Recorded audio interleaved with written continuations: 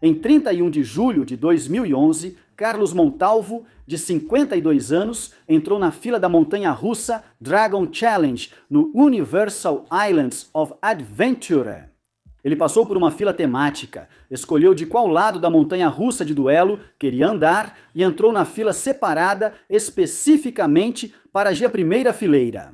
Logo depois, ele já estava seguro em um dos trens subindo, rangendo a ladeira. No topo, ele olhou além do parque, vendo estacionamentos, armazéns e o horizonte distante. Embora ele não soubesse na época, essa foi uma das últimas vistas que ele veria em sua vida. A montanha-russa Dragon Challenge, no parque temático Universal Islands of Adventure, começou sua vida com outro nome, Dueling Dragons. Ela foi uma das principais atrações quando o parque abriu ao público pela primeira vez em 1999.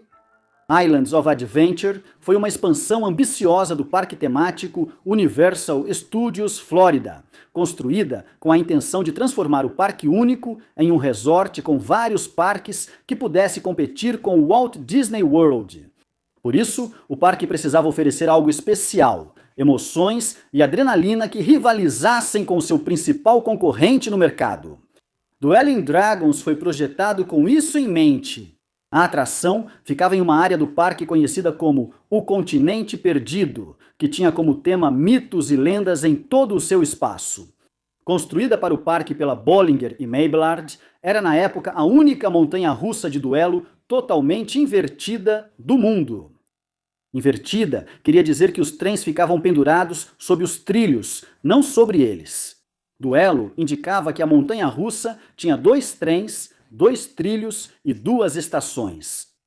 Em cada ciclo do passeio, 2 trens eram despachados ao mesmo tempo e cada um seguia seu próprio percurso único, duelando com o outro trem ao passar muito perto dele. Em certos pontos ao longo do percurso, em especial, havia um trecho onde os trens passavam um pelo outro em direções opostas, separados por apenas alguns metros. De acordo com as próprias medições do parque, os visitantes nos trens ficavam a cerca de 46 centímetros ou 18 polegadas de distância em seu ponto mais próximo. No contexto da área do parque com tema de mitos e lendas, chamada Continente Perdido, cada trem era tematizado como um dragão, um vermelho chamado Piroque e um azul chamado Bliss Rock. Os visitantes entravam por uma fila tematizada, como um castelo em ruínas, e escolhiam em qual dragão embarcar. A atração foi projetada para criar o efeito de 2 dragões correndo ou lutando no ar. O brinquedo foi popular desde o início e continuou assim por muitos anos.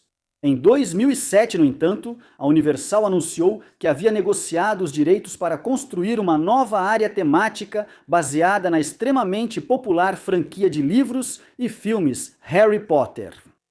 Isso foi um golpe comercial para eles, algo que permitiria competir de forma muito séria com a Disney.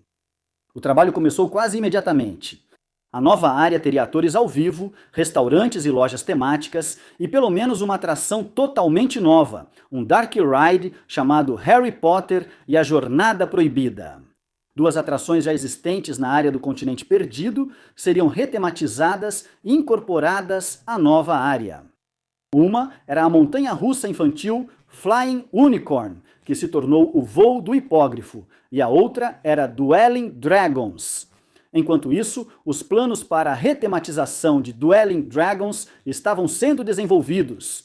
Um acidente ocorreu no parque em 2009.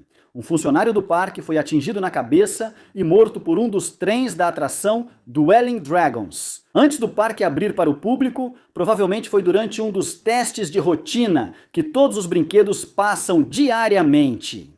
O parque não divulgou o nome do funcionário nem outras informações, afirmando apenas que o acidente não tinha relação com a segurança da atração. A atração ficou fechada por pouco tempo antes de reabrir, e os trabalhos para concluir a nova área e reinventar o brinquedo continuaram. O mundo mágico de Harry Potter foi inaugurado no Universal Islands of Adventure em 2010.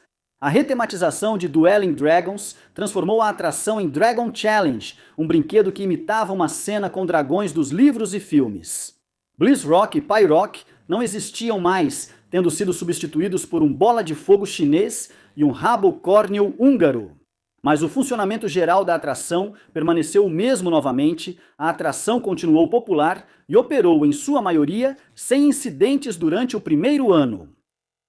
No dia 31 de julho de 2011, a atração estava operando normalmente quando os dois trens passaram por uma das sessões de duelo da atração. Um objeto solto, possivelmente moedas ou um chaveiro pertencente a um passageiro, caiu de um dos trens e atingiu um visitante no outro trem diretamente no rosto. Os trens passam um pelo outro enquanto viajam a velocidades de até 96,5 km ou 60 milhas por hora. Os ferimentos causados por esse objeto solto foram consideráveis. O passageiro ferido era Carlos Montalvo, de 52 anos, sentado na primeira fileira. Ele suportou o restante do passeio com muita dor e foi levado ao hospital, onde os médicos avaliaram os danos ao seu olho direito.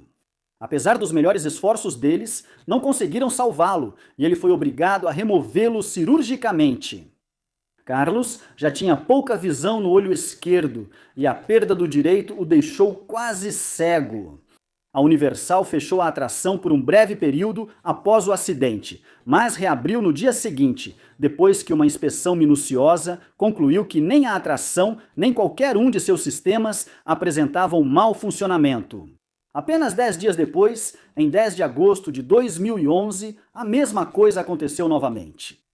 Dessa vez, John Wilson, de 19 anos, foi atingido no rosto e na perna, novamente por um objeto desconhecido. Ele lembrou depois: minha irmã estava sentada ao meu lado na hora, e quando eu disse que fui atingido, ela achou que era um inseto ou algo assim. Mas aí ela olhou para mim e eu estava com sangue nas mãos, então obviamente era algo mais sério. A atração foi fechada novamente de forma temporária. A Universal não encontrou nada nela que considerasse inerentemente inseguro. De fato, mais de 50 milhões de pessoas já haviam andado na atração em suas várias versões desde que foi construída, sem que um acidente semelhante tivesse ocorrido.